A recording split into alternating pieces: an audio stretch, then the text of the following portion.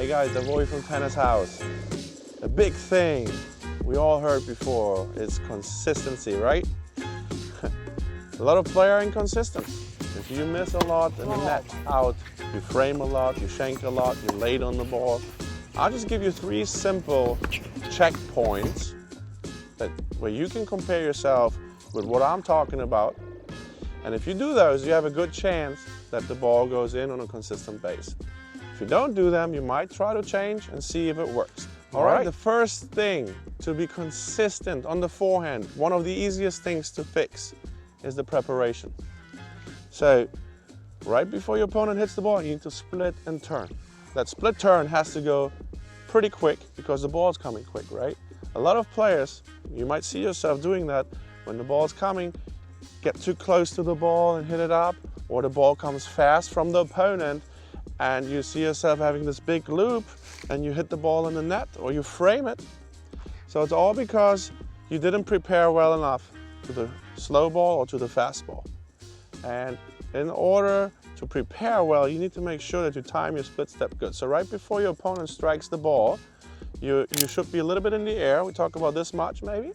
And then you land. And when you land, your opponent hit the ball actually, and it's coming off the string, so you see if it's going to your forehand or back. And so once you split and you see it's coming to your forehand, ease into the turn and make sure the arms are away from you, because a lot of players when they turn, they pull their arms in or they're not doing it at all. So make sure you split turn and the arms are out right here.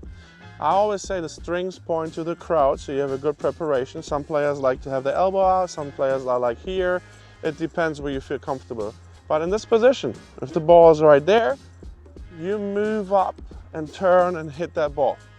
So you cannot run to the ball and be surprised that you're too close, or you cannot run to the ball on a fastball like that and have a big loop. So the split turn, number 1.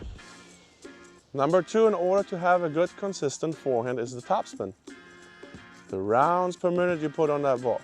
And in order to hit topspin, you have to understand a few things. It's called the Magnus effect when you put the topspin on.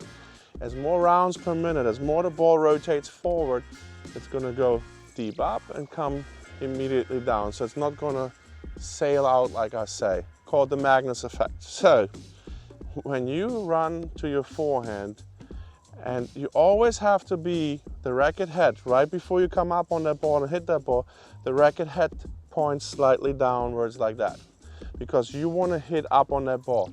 So a lot of players don't get into this position. One reason, a main reason actually, why?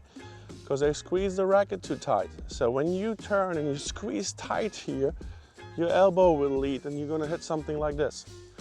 So don't forget, after you split and turn, when you get to the ball, that you lower the arm here and get the racket head in this position. So the butt cap points forward, the leg, and then in the leg face, when you snap your hip in, right here, the butt cap points there. Here we go. And then you go out and hit it. So it's like that. So angle of the racket head, upwards, topspin. Point number 2. And the third thing is, in order to hit that ball consistently over, is the height, how you hit the ball.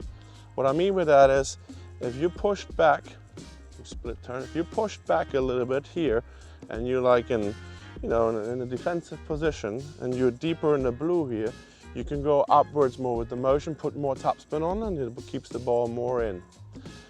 If you're more inside the court, as more you go inside the court, you can't go up so much anymore, because as closer you get to the service line, you're just going to hit the ball out most of the times.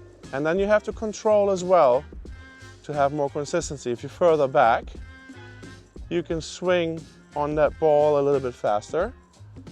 And if you're closer at the net and you swing faster, you need to make sure you keep in consideration that you don't aim too high, because as faster you hit the ball when you're back there, as quicker it's going to go out. So you have to find a good balance from a defensive position, from a neutral position, or from an offensive position, in sense of the speed you hit the ball and in sense of how much you brush up on that ball. So it's all going to be a little bit different and it all depends where you're standing on that court. Keep those three things in mind, and I'm sure you're gonna have a little bit more consistent forehand the next time you're gonna go out there on the court and hit those balls.